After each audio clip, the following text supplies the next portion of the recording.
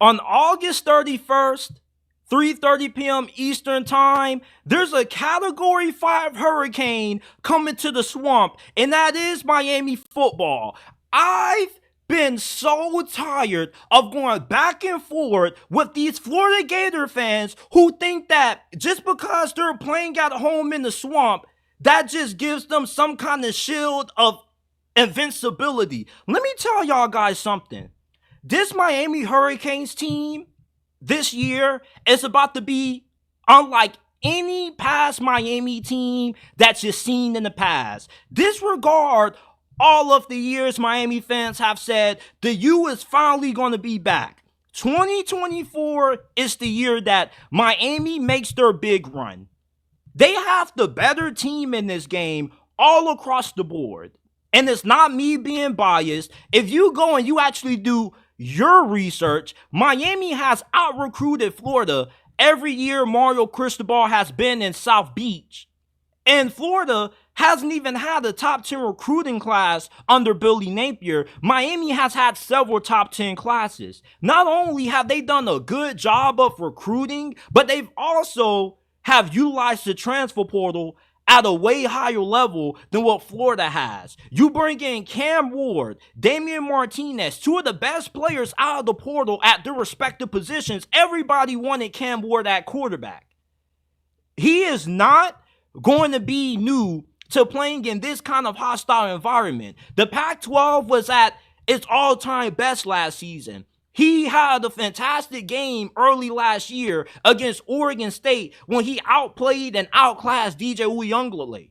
And think about how efficient Cam Ward was at Washington State despite not having that good of a team around him. You can't name a single NFL wide receiver that Cameron Ward was throwing the football to last year. Now down at Miami, he has about 3-4 NFL caliber wide receivers that he's going to be throwing the football to this year, and he's going to have a good offensive line. Damian Martinez, he's going to expose Florida's defense. Florida's defense last year, not only did they suck at stopping the pass, but they couldn't stop the run as well. They were 88th in the nation in rushing yards per game allowed.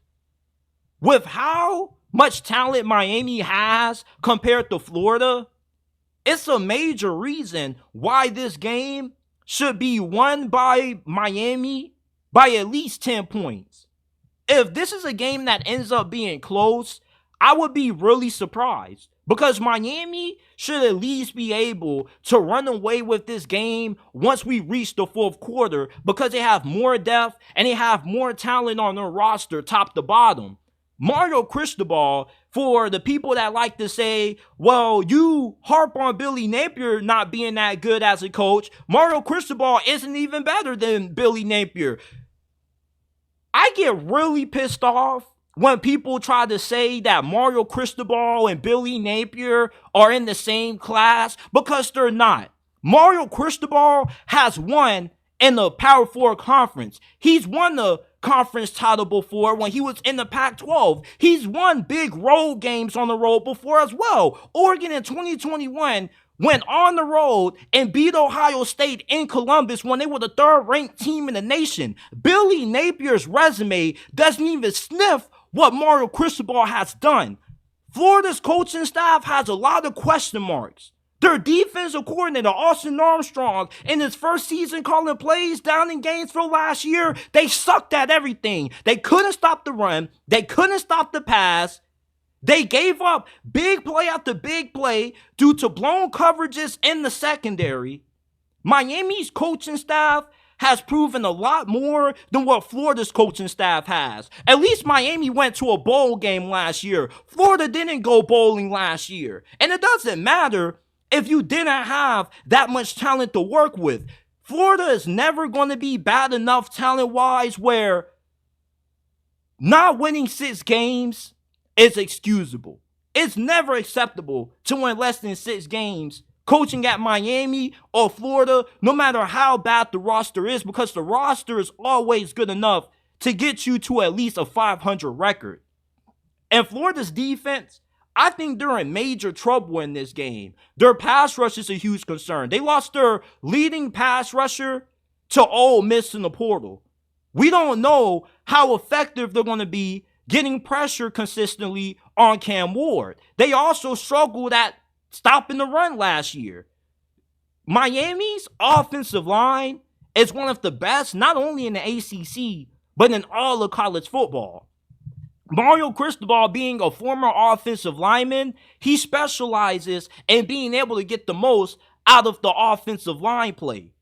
Florida's offensive line is one of the biggest question marks that they have as a team going into this season. And when you compare Miami's defensive line to Florida's defensive line, there's a really huge gap between the two.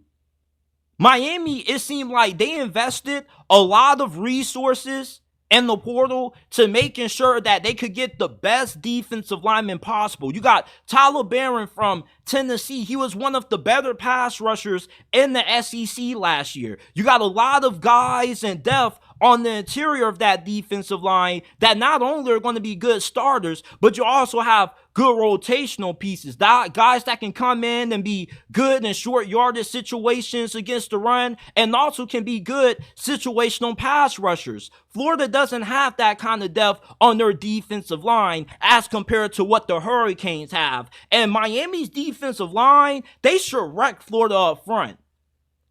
Florida's offensive line is not that good. They are replacing a lot of production on that unit from last year's squad, and a lot of people question if they even have the pieces for that offensive line to be somewhat decent. It also doesn't help that Florida lost one of their best players on offense in Montrell Johnson, who got injured early into fall camp. He's going to be unable to suit up in this game. Yes, Florida is really deep at running back. Treyon Webb, who comes from the 904. I'm always going to give my 904 brethren the benefit of a doubt, but let's not act like losing Montrell Johnson, it's just going to be something that Florida can just overlook and scoff over. Florida's game plan is that you got to be able to be balanced.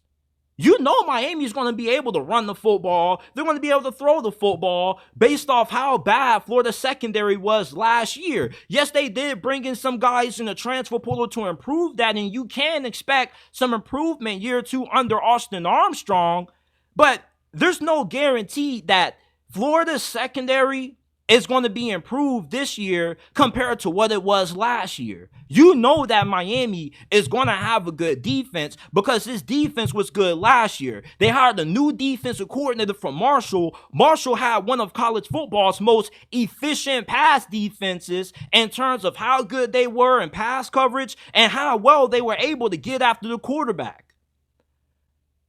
This game obviously screams Miami's going to win by at least 10 points or more, and they're easily going to cover that 2.5-point spread that they're favored to win by.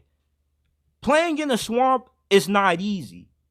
You think about the conditions, the humidity, but Miami's a Florida team. It's not like you're going up against Utah when you upset Utah week one a few years back, because Utah wasn't used to the kind of conditions that comes with playing in the swamp. Miami is. Playing at Florida doesn't have the same prestige that it used to back in 2008 and 2009 when you had the glory days going on when Tim Tebow and Urban Meyer were winning championships together.